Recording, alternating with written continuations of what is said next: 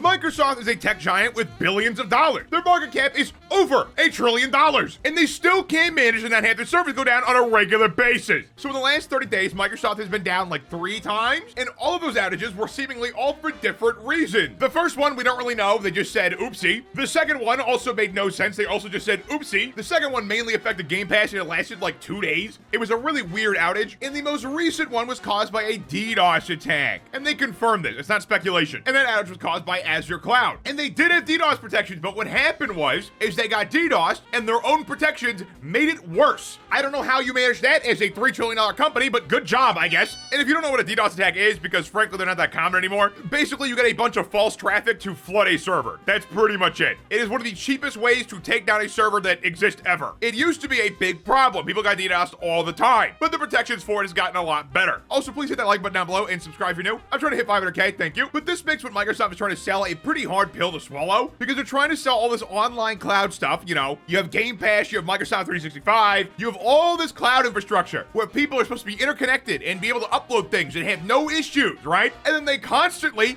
go down. These kind of outages should not be happening at the pace that they're happening. Microsoft has really been having an outage every single week, and that needs to stop. Get some help. Like, unfortunately, Microsoft is really essential for a lot of companies. Like, a lot of companies use Excel, and I have heard that there's no replacement for that. Like, Google Sheets is nowhere close to Excel, and also Google Sheets is all in the cloud, and I doubt companies that are working on sensitive information want Google to have access to that. Also, the military uses Excel. I don't know what version they're on, but they definitely use it. And Microsoft 365 going down affects Excel, because it's in Excel, because Microsoft has bundled all this software together, and you can only get them as a package, which is annoying. But a lot of important businesses and infrastructure use Microsoft products, unfortunately. So if they keep having outages that last multiple hours, people are gonna start getting real upset. Because if you own a company, right, and people are working at your company, and then they go to the office for the day and can't work, you're still paying them. So if 1 to 4 times a month your employees just get a free day, companies are gonna start getting real annoyed by that. And then companies are gonna either start suing Microsoft for the outages, or the worst case for Microsoft, the government gets involved. And that would not be fun for Microsoft. Now, I'm not certain if the most recent outage affected Xbox or not. I know it affected all the Office products, so like Excel and all that, and then Minecraft. So I imagine Xbox was also probably down. If it was, someone in the comments is definitely going to say it was down. So I'm not too pressed about that detail. But the fact that Microsoft confirmed that this was a DDoS attack this time, that makes you wonder, were the other ones not DDoS attacks? Did your service just go down for multiple hours at a time by accident? Because if so, that's kind of insane. Like, what do you mean your service just turned off for multiple hours twice before this? What do you mean? For a company that's trying to push always online super hard, they really should be making sure it's working. This is the kind of stuff that makes a competitor step into the ring, because it doesn't look good for Microsoft. It looks like they're floundering, and they really just shouldn't be. Like, they have all the money in the world. This should not be hard for them at all. But for some reason it is. Even simple things like adding COD to Game Pass.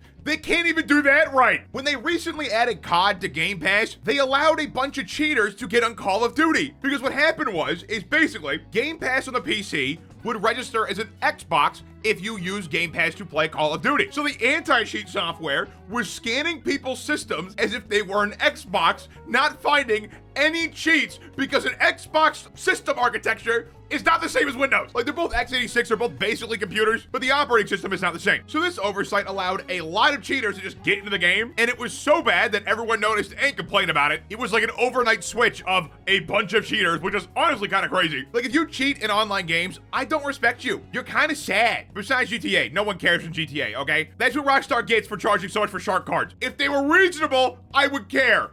But nope, that's what you get, 2K Interactive. 20 real-life dollars gets you like 1 car in the game. It is a scam. And then actually playing the game is a grind fest, okay? I don't know why anyone buys shark cards. It's actually a mystery to me. But if you cheat in online games, dude, just get good. You actually are just bad. Like, it is not hard to be good at Call of Duty in like the mid-levels. And it's not hard to be good at any shooter at mid-levels. Like, if you have to cheat to get an ego boost in games, you're actually just bad. It really is not hard on a PC especially to aim good. Just don't be bad, bro. If you're doing it, just stop, dude. It's not too late. Just don't tell me you did it, because I'm gonna judge you. And then also, those cheat makers have rootkit level access to your system because you gave it to them when you installed the cheats. So if they really wanted to, they could take over your entire computer with like 1 click of a button because you gave them access. Now, it's probably a bit more complicated than that, but they have access to your system because you gave them access to your system. So for your own safety, if you have installed cheats like this in the past, I would uninstall them and wipe your drive, because yeah, It's that bad. But yeah, Game Pass is proving to be a disaster because besides the cheating thing, it's also been having the same outages as everything else. So if you bought Game Pass recently, your experience has been horrible.